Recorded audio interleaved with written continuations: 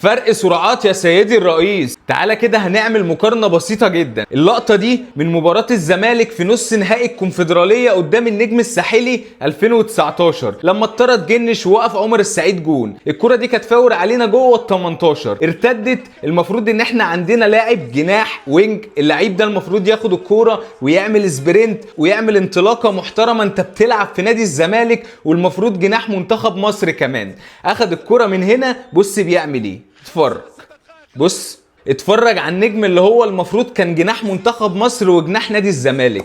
والله العظيم كان عندي فار بدلته باسد يا جدعان. اتفرج عشان هجيب لك لقطه دلوقتي هتوريك ان كان عندي فار بدلته باسد. اتفرج بص عمل ايه، طلع بيها بره في الاخر. اخد الكوره وطلع بيها بره. انت متخيل؟ هتقول لي لوحده؟ ما انا هوريك لقطه برضو للاسد اللي انا جبته بقى. تعال اتفرج على خوان بزيره، عمك خوان بزيره، شوف بيعمل ايه.